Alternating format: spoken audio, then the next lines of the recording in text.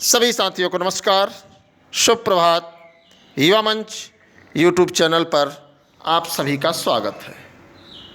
मित्रों, आज कुछ विशेष मुद्दों पर हम लोग चर्चा करेंगे। उम्मीद है कि आप हमारी बातों से सहमत होंगे और इस वीडियो को अधिक से अधिक शेयर करेंगे। जैसा कि स्क्रीन पर आप सब देख रहे हैं, उत्तर प्रदेश लोक सेवा आयोग मौन है। आरओ परीक्षा अभी तक निरस्त नहीं की गई है और इसके संबंध में आरटीआई का अभी तक कोई जवाब नहीं आया है। यह बेहद निराशाजनक और चिंतनीय है। साथ ही साथ पुलिस पेपर लीक का जो सरगना है उस पर मैं चर्चा करूंगा और शिक्षा सेवा चयन आयोग की मंशा क्या है, टीजीटी पीजीटी की परीक्षा कब होगी, साथ ही साथ जो तमाम लंबित परिणाम हैं, चाहे वो अगर देखा जाए जीव विज्ञान 2011 और साथ ही साथ 2016 कला, जो न्यायालय से अभी तक आदेश तो आया है लेकिन शिक्षा सेवा चयन आयोग ने उस पर कोई प्रतिक्रिया नहीं दी है, उसमें कोई संशोधन नहीं किया है। तो आइए देखते हैं सीधे सबसे पहले प्रमुख समाचार पत्रों की कुछ खबर। आप स्क्रीन पर देख रहे हैं, इंजीनियर है पुलिस भर्ती पेपर लीक गैंग का सरगना।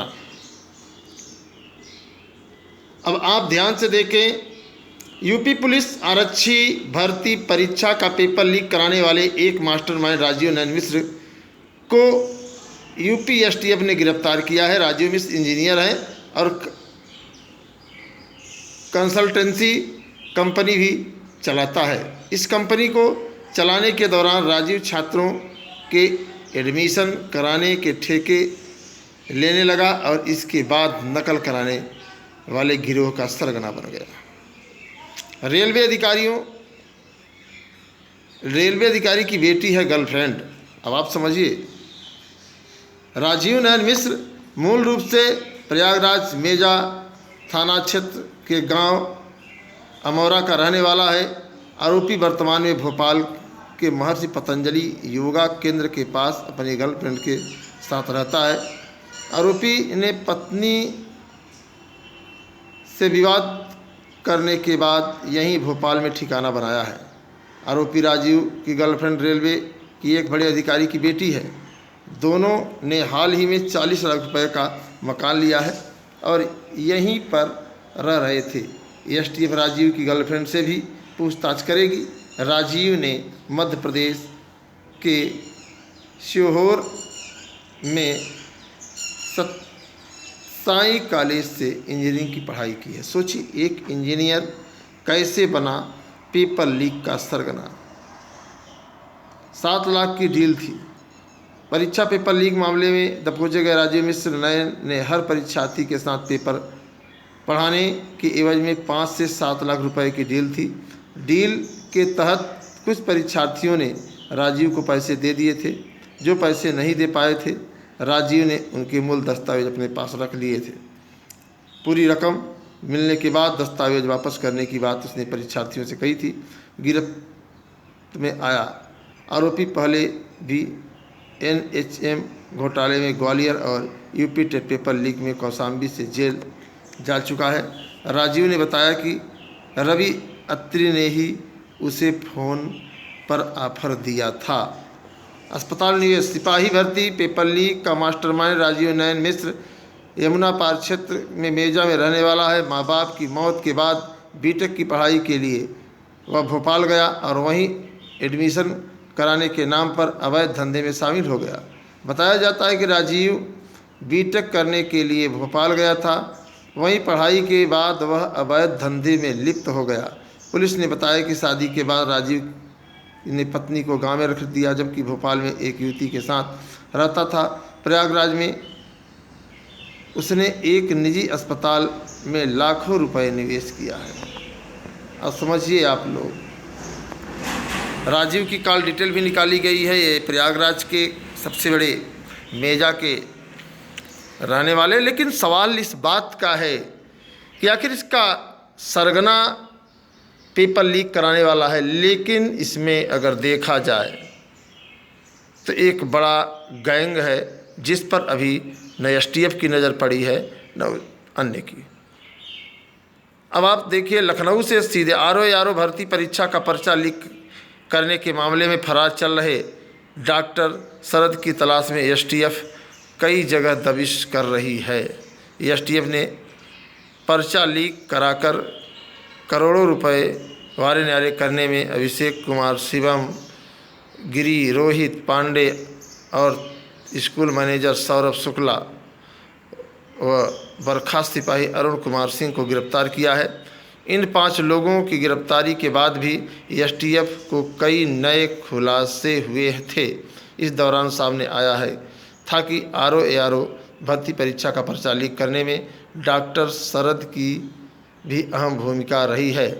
उसके बारे में बर्खास्त सिपाही अरुण कुमार सिंह ने कई जानकारी दी थी। अब समझिए आपकी ये पेपर लीक के सरगना है, लेकिन मूल सवाल जो है आखिर पेपर लीक कहाँ से होता है, पेपर लीक करवाता कौन है, इस पर कोई चर्चा नहीं है।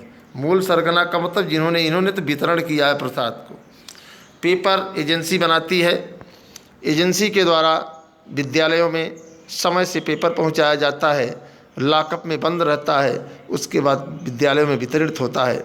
इस बीच जो बड़े बड़े प्रबंधक माफिया हैं उनके ऊपर अभी तक कोई कार्रवाई नहीं हुई है। ऐसा नहीं है कि सीधे सीधे जो है पेपर जो है डायरेक्ट माफिया के हाथ लग जाता है या सरगना के हाथ लग जाता है। सच्चाई यही है। इसमें तमाम विद्यालय के प्रबंधक जिन पर आज तक कोई कार्रवाई नहीं हुई है, जहाँ से पेपर निकलता है, जहाँ से पेपर छपता है, वहाँ पर अभी तक कोई कार्रवाई न होना, यह एक बहुत बड़ा दुर्भाग्य है। आप लोग समझते हैं इसको। तो अब पेपर कहाँ से मिला था? अहमदाबाद की ट्रांसपोर्ट कंपनी से बॉक्स खोलकर खींची थी पेपर की फ़ोटो। अब समझिए कि पेपर की फ़ोटो 350 से ज़्यादा साल भर अभ्यर्थी नकलचियों को पकड़ा जा चुका है। बड़ा खबर है। प्रदेश में सिपाही सीधी भर्ती लिखित परीक्षा में पेपर लीक वाले मास्टरमाइंड राजीव नयन मिश्र को एसटीएफ ने मंगलवार को नोएडा से गिरफ्तार कर लिया है। अब सीधे आप देख सकते हैं यह है पेपर लीक प्रकरण, लेकिन सरकार कहती है कि भ्रष्टाचार नहीं है। सरकार कहती है कि हम भर्ती में पारदर्शिता है। अब ईडी भी करेगी, ईडी भी सिपाही भर्ती पेपर लीक मामले की जांच करेगी। सूत्रों की माने तो ईडी के अधिकारियों ने इसके लिए मुख्यालय से अनुमति मांगी है। अनुमति मिलने के बाद जिले में दर्ज मुकदमे और आरोपियों को जानकारी जुटाने के बाद मनी लॉन्ड्रिंग एक्ट के तहत केस दर्ज किया जाएगा और ईडी आरोपियों की संपत्ति को चिन्हित कर इन्हें जब्त करेगी। ये सब देखिए काल्पनिक है। ईडी जांच करेगी, अच्छी बात है। तो ये बड़ी खबर है आप लोगों के लिए कि पेपर कैसे लीक होता है। सीधे अगर आपको पेपर चाहिए तो ट्रांसपोर्ट कंपनी के बॉक्स में ही, ट्रक में ही कूद जाइए। बॉक्स खोल करके, बॉक्स खुला कैसे, ये सवाल है। अब आइए बात करते हैं खास तौर से उत्तर प्रदेश लोक सेवा आयोग के मामले में। उत्तर प्रदेश लोक सेवा आयोग आरओ परीक्षा निरस्त करने को लेकर के अभी तक कोई बयान नहीं दिया है, जबकि आपको पता है कि उत्तर प्रदेश के यशस्वी मुख्यमंत्री योगी आदित्यनाथ जी ने सीधे ऐलान कर दिया अपने एक्स हैंडल पर, सोशल मीडिया हब पर, कि आरओ पेपर लीक जो 11 फरवरी को हुआ था उसे रद्द कर दिया जा रहा है। अब सवाल इस बात का है कि आखिरकार लोक सेवा आयोग इस पर मौन क्यों है। तमाम उत्तर प्रदेश का नौजवान इस बात से असहमा हुआ है कि आखिरकार आरओ परीक्षा रद्द भी होगी, उसकी पुनः परीक्षा भी होगी या नहीं, यह बड़ा सवाल है। जबकि लोक सेवा आयोग में आरटीआई भी डाली गई पिछले 11 मार्च को और लगभग 1 महीने होने चल रहे हैं, आज तक उसका जवाब नहीं दिया गया कि आरओ की परीक्षा निरस्त है अथवा नहीं। साथ ही साथ शिक्षा सेवा चयन आयोग की मंशा मित्रों, जब फोनिंग वार्ता के दौरान स्पष्ट पता चला, शिक्षा सेवा चयन आयोग जब तक मुख्य रूप से अध्यक्ष की नियुक्ति नहीं होती है तब तक कोई भर्ती प्रक्रिया शुरू नहीं करेगा, ऐसा कहना है। ऐसा जो है सूत्रों से पता चला है। तो शिक्षा सेवा चयन आयोग का जो रवैया है इससे स्पष्ट है कि चुनाव आचार संहिता के बाद ही अगला कदम बढ़ेगा, ऐसे में परीक्षा कब होगी, जो आपके मन में लगातार सवाल चल रहे हैं कि आखिर परीक्षा कब होगी, उसको लेकर के मैं आप लोगों से बताना चाहूँगा कि बहुत दबाव बना तो आपकी सितंबर लास्ट अक्टूबर में परीक्षा हो सकती है, अन्यथा की स्थिति में परीक्षा और आगे जा सकती है, इसमें कोई दो राय नहीं है। खास तौर से टीजीटी पीजीटी 4163 पदों की जो वैकेंसी आई है, उसमें तमाम अटकलें, तमाम लोग जो है मनगढ़ंत सवाल खड़े कर रहे हैं, उसको लेकर के मैं आप लोगों को बता दूं कि 4163 पदों का जो विज्ञापन है मित्रों, वो विज्ञापन 2022 का है और 2022 के विज्ञापन में जहां तक अगर विज्ञापन रद्द नहीं होता है तो पूरी प्रक्रिया ज्यों की त्यों रहेगी। और जो नई नियमावली है वो नियमावली आपको बता दें कि आगामी भर्तियों के लिए लागू होगी, ऐसा मत है कुछ कर्मचारी और अधिकारियों का।